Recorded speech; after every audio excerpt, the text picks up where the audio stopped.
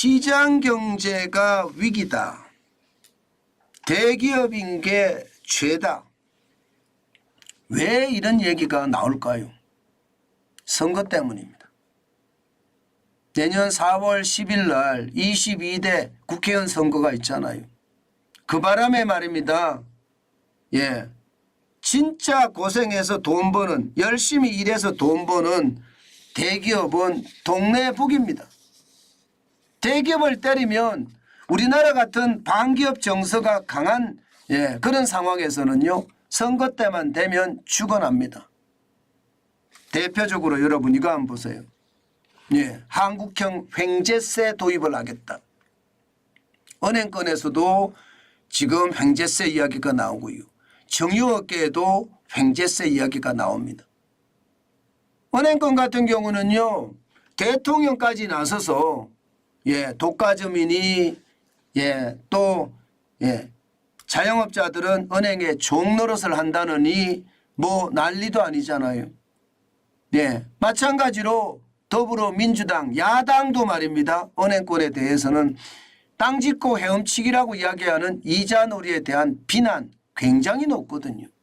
마찬가지로 정유업계도 마찬가지입니다. 유가가 많이 올라가니까 이게 결국은 정제 마진이 좋아져서, 게다가 유가가 올라가면 바로 이게 현장에 반영이 안 되잖아요. 항상 시차를 두고 반영하잖아요. 그렇기 때문에 거기에 대한 어떤 불만 요소가 굉장히 큰 것도 사실이거든요. 정치인들은 바로 이 부분을 이용하거든요. 그래서 횡재세를 내라 이거예요. 횡재세를 내라. 그럴 수밖에 없는 게 명분도 됩니다. 이게 보면 말입니다. 은행권의 이자 수익을 보면 2023년이에요. 올해 1월에서 6월까지만 29조 4천억 원. 이게 말입니다. 연말까지 가면 58조 8천억 원. 2020년 대비 3년 새에 42.72%가 늘었다. 17조 2천억 원이 늘었다. 뭐 진짜 천문학적인 숫자죠. 58조 8천억 원. 삼성전자만큼 은행이 그만큼 혁신을 했느냐, 현대자동차만큼 노력을 했느냐, 안 했다는 거죠. 땅 짓고 헤엄치기를 했으니 그 돈 내놔야 되는 것 아니냐, 이런 얘기예요. 또한 말입니다. 또한 정유업체도 마찬가지입니다. 정유 4사 같은 경우도요, 보시는 것처럼 영업이익이 장난 아닙니다. 2022년에는 12조 7,752억 원이나 이게 이익이 났어요. 장난 아닙니다. 이게 기름값이 올라가니까 거기에 따라서 연동시켜서 바로바로 올려주거나 바로바로 내려줬을 때는 이게 그렇게 많은 이익을 가져가지 않을 텐데 그렇지 않으니까 2020년에는 4조 5,477억 원의 적자가 나기도 했습니다. 그러나 전체적으로 보면요, 2018년 3조, 2019년 2조, 그리고 2021년 6조 5조 9,653억 원이니까 2022년에 13조에 13조. 올해도 말입니다. 정유 4사는 실적에 어떤 이익이 날 거다 이렇게 예상을 합니다. 문제는요. 문제는 이게 시장 경제라는 측면에서 봐서 이게 맞냐는 겁니다. 독점이나 과점의 경우 정부가 지도를 할 수는 있습니다. 은행에 대한 사회적인 책임 경영을 해라. 정유 4사에 대해서도 사회적인 책임 경영을 해라. 이렇게 이야기할 수 있지만요. 이것을 말입니다. 법으로 만들어서 강제한다는 것은 이것은 사회주의 헌법입니다. 사회주의 문법이라니까요. 사실 여러분, 초과 이익에 대해서 세금을 매긴다고 이야기하지만 여러분, 정유업계의 초과 이익을 어떻게 산정할까요? 이게 은행권의 이자 수익, 초과 이익은 어떻게 산정할 수 있을까요? 아마 산정하기가 굉장히 어려울 거예요. 이렇게 되면 여러분 결국 말입니다. 시장이 자연스럽게 무너지는 그런 결과가 만들어질 수밖에 없다. 저는 그렇게 생각합니다. 실제로 말입니다. 초과 이익의 기준을 보면요.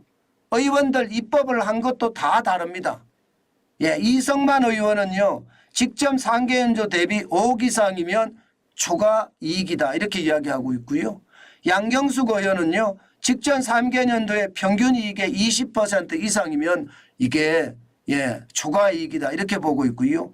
용해인 의원은 초과이익 계산법에 따라라고 해놨습니다. 초과이익이 뭔지 계산법도 제시하지 않았고요. 그러면 이게 법으로 만든다고 하더라도 어떻게 실제로 말입니다. 강제할 그런 게 없다 이렇게 생각이 들고요. 저는 이런 게 말입니다. 빈번하게 만약에 법제화가 된다면 시장은요 굉장히 혼란스러울 거다 이렇게 생각합니다. 그러면 어떻게 해야 되느냐? 이게 기업의 윤리에 맡겨야 된다. 저는 이것도 쉽지 않다고 봐요. 기업이라는 속성이 말입니다. 기업이라는 속성이 이윤 극대화가 속성이에요. 그런데 기업의 어떤 윤리에 맡겨야 된다. 이것은 굉장히 어렵거든요.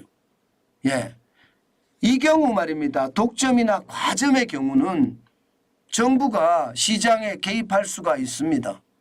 그런 차원에서 정유업계도 그렇고요. 은행업계도 그렇고요. 금융업계도 그렇고요. 자발적으로 이게 배임이라는 어떤 최악의 어떤 수단도 있습니다. 그러니까 배임 횡령이라는 이야기를 듣지 않는 수준에서 사회적 책임 경영을 해가는 것 저는 반드시 필요하다고 생각합니다. 기업이라고 계속해서 말입니다. 돈만 쫓아가잖아요. 경쟁이 제대로 이루어지지 않는 과점 구조에서는 더욱 그렇거든요. 이런 구조는 반드시 개선을 해야 된다 이렇게도 보지만요. 시장이라는 게 정유업계를 갑자기 정유사를 다 만들 수는 없는 노릇이니까요. 이게 정부의 어떤 계도라든가 시장 참여라든가 이런 것을 통해서 자발적으로 기업들이 참여하게끔 이끌어내는 것 저는 그것이 말입니다.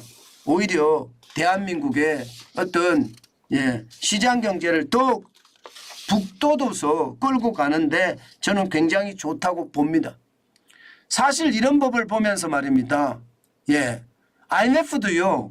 시장 왜곡을 일으킬 수 있다면서 실제로 이 법에 대해서는 반대하고 있는 입장이거든요. 그만큼 말입니다. 시장에서는요. 횡재세라는 게 부작용이 많고 시장 경제를 망칠 수도 있으니까 충분하게 논의하고 도입했으면 좋겠다. 이런 얘기가 나오는 것도 다 이유가 있는 거죠. 그런데 여러분, 그런데 횡재세도 그렇지만요. 이거는 또 어떻게 합니까? 이거는. 지금 노조법 개정안 내용이 올라와 있잖아요. 이게 일명 노란봉투법입니다. 노란봉투법이라고 이야기된 게 왜 노란봉투가 법이 됐느냐.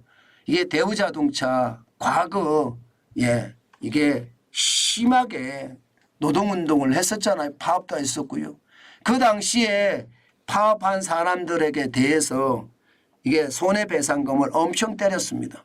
그랬더니 그를 지지하는 파업을 지지하는 사람들이 노란봉투에다가 돈을 보냈다고 해서 이게 노란봉투법이거든요. 그런데 이 노란봉투법을 보면요. 무섭습니다. 무서워요. 뭐냐? 아니 사용자 범위를 확대하는데 계약 당사자 플러스 원청기업이에요. 이거는 뭐 말도 안 되는 이거는 제가 봐서는 상위법 위반이라고 저는 보이거든요. 헌법 위반. 계약 당사자하고 이게 사용자 범위가 정해지는 게 일반적인데 원청까지 간다는 것. 원청이면 말입니다. 우리나라 같은 경우는 원청 하청 구조가 굉장히 많습니다. 그러면 하청 기업의 노동자들은 원청 기업 뭐 삼성이나 현대를 대상으로 파업을 할 수 있다는 이야기잖아요. 이게 말이 되나요? 저는 이거는 정치적인 이슈라고 봅니다. 게다가 노동쟁의 확대도 있습니다. 이제는 이익 분쟁만 이익 분쟁 돈 더 많이 달라 하는 분쟁만 많이 했었는데 권리 분쟁도 한다는 거예요. 해고자 복직이라든가요. 해고자의 권리를 찾아가는 것. 이것도 한다는 거예요. 이것도 말입니다. 노동쟁이라는 게 과연 그게 맞느냐. 다시 한번 생각을 해봐야 되는 부분이고요. 최악은 손해배상 책임법입니다. 쉽게 말하면요. 기업의 손해배상 청구권을 제한하는 법이기도 한데요. 귀책 사유에 따라 기여도에 따라 이게 손해배상을 해야 된다는 건데 그것을 이게 정의 내리기도 어렵고요. 시장이라는 게 그렇잖아요. 귀책 사유나 기여도 파업에 대한 기여도를 어떻게 정의 내릴 수 있습니까? 그러니까 이게 시장에서는요. 노란봉투법에 대한 어떤 위험성에 대해서 많이 나오고 있는 겁니다. 그렇지만 정치 입장에서 보면 이게 표가 되거든요. 표가 되니까 이걸 쥐고 흔드는데 이게 결국은요. 시장 경제를 또 하나의 무너뜨릴 수 있는 요소가 된다. 저는 그렇게 생각을 합니다. 노사라는 문제는 정치권이 개입할 수 있는 문제가 아니라고 저는 봅니다. 기본적으로요. 노와 사는요. 기업의 생산성의 정대나 이익 정대를 위해서 서로 협력하고 타협하는 게 노와 사라고 생각하거든요. 그런데 그게 안 되잖아요. 이게 정치가 자꾸 개입을 해서 감 나와라 배 나와라 해버리면 이게 노사 관계가 노사 관계가 문제가 아니라 노정 관계가 문제가 자꾸 되면서 정치적인 이슈가 자꾸 터지거든요. 저는 국회의원 선거를 앞두고 노사가 정치 이슈 없이 저는 시장이 돌아가야 된다고 생각하지요. 정치가 자꾸 더 쉬워지면 대한민국 경제는요. 점점 더 어려워질 겁니다. 여러분도 알다시피 대한민국의 핵심 동력이 뭔가요? 여러분들도 잘 알고 계시잖아요. 대한민국의 핵심 동력은요. 석유가 아닙니다. 우린 석유가 없어요. 원자재도 아닙니다. 우린 원자재도 없습니다. 대한민국의 핵심 동력은요. 말해서 뭐합니까? 어느 누구도 이야기하더라도 기업입니다. 기업이 핵심 동력이에요. 그런데 그 기업의 어떤 역할을 하지 못하게 막는다면요. 결국은 말입니다. 결국은 저는 시장이 스스로 무너지는 길을 선택을 한다. 저는 그런 생각을 하거든요. 저는 그런 일이 벌어지지 않았으면 좋겠습니다. 대한민국 사람들은 굉장히 현명합니다. 저는 그렇게 생각합니다. 그렇기 때문에 5,000년의 역사를 가지고 지금까지 살아왔다고 보거든요.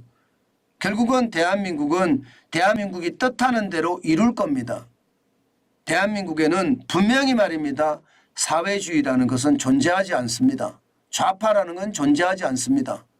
대한민국에는 진보와 보수가 어우러져서 대한민국이 만들어질 거라고 앞으로 저는 그렇게 믿을 거고요.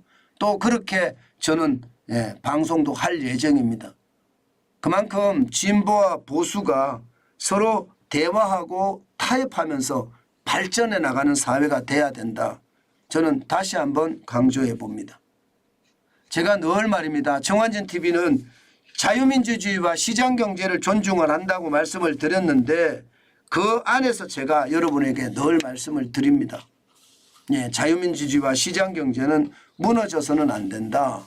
저는 그것이 변함없는 정환진 TV의 핵심 주체입니다.